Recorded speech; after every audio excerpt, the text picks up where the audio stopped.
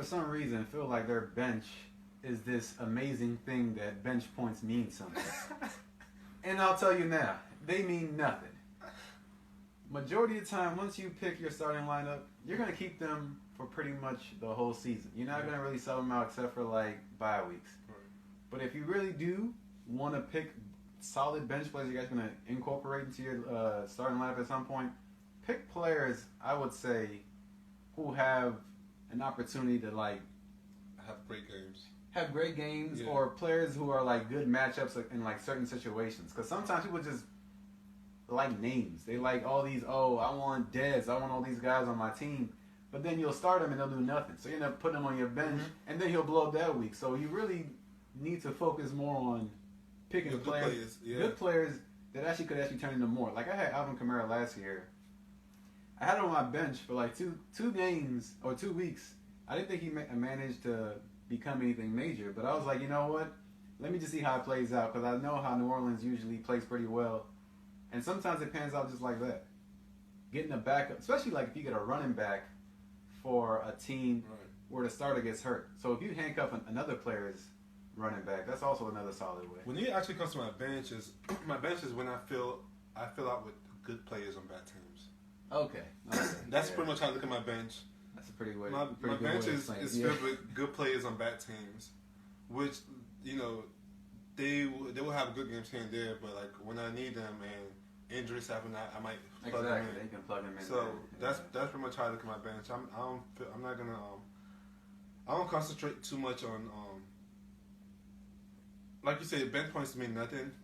It really don't. People get so enamored with if you're one of those guys who want to just draft a whole bunch of mediocre players. Have mediocre starters and bench, you're probably going to lose. Because people really waste a lot of space on their bench. Mm-hmm. And one of my friends actually... Don't even trade players on the bench. Like, and they don't even trade them. They just hold on to them. You should be trading like multiple trades for multiple bench trades. Yeah, those are the most frustrating ones. Yeah. Holding on to guys they don't really need just to hold on to them so you won't get them. Yeah, but I had a friend who actually had 2 empty spots on his bench just in case he wanted to pick someone up on the waiver wire. He could just pick them up. He had to add and drop them. Yeah. So some people actually use their bench as a bench. Other people just use them as just placeholders for nobody. Right. And they're just upset wondering why every week you have maybe 40, 50 points on your bench.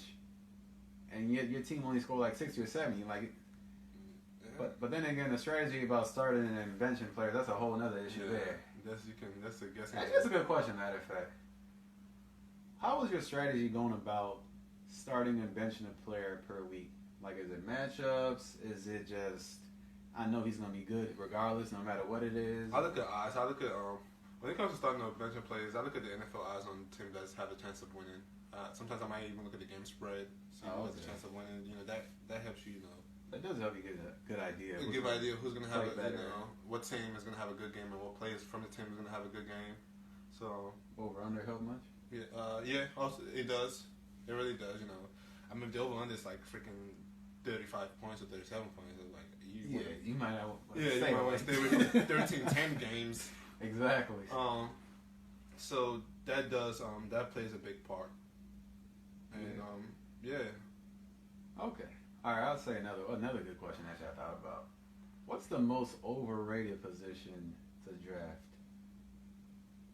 Could it be a defense? Could be a kicker, quarterback.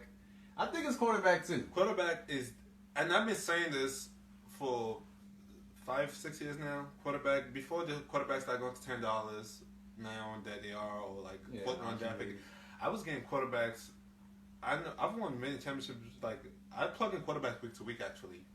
Oh wow. That's how I play my. I mean, obviously you're gonna get that one guy, and it's actually worked out that like how I got Carson Wentz was I picked him up. I never drafted him. No one did. I just picked him up like week 2. Like, all right, let me start this guy. He had a good game. I was like, all right, I'll keep you. And let me start someone else. And he kept on having a good game. I was like, well, I guess you're gonna be my quarterback now. So sometimes it doesn't work out that way. People really. That's you invest too much on some of these players, man. You invest a first round pick, a second round pick on a quarterback when you could probably get someone. Running back is just as good later on. The most important position in fantasy every year for as long as possible, and you have to have good ones. And I'm talking about lately, it's actually been going to wide receivers because of all the injuries, but My strategy when it comes to actually drafting is I would go like running back for a flex, or like I'll have like the top 3 wide receivers or like top 3 running backs. That is true. Then but it would be a smarter decision to do with the wide receiver because running backs get injured. So if you get like the top 3 wide receivers, and all you have to do is just wait and seek for a running back to get injured, and you might get lucky. Backup. Yeah. Might get lucky and plug that hole in, but that happens more often than you realize. Yeah, there's an injury every game. Right. Unfortunately, like Jared McKinnon. Yeah. For 2 or 3 weeks. Because AP went down back in the day. Oh, Devin Cook last year. So exactly. Well, that's this. 20 minutes exactly. Yeah, this week's on Anything Gonna Happen. Anything Happen. Alright, we'll come back next week with some other guidelines for our fantasy. And week 1 of the NFL season. Yes. And maybe some English Premier League. Yeah, maybe that too. We'll cover some lines too on some gambling odds. Maybe get you guys some money. Get ourselves some money. NBA season. NBA season 2 is coming up. Alright, well, I guess that's it. We'll see you guys.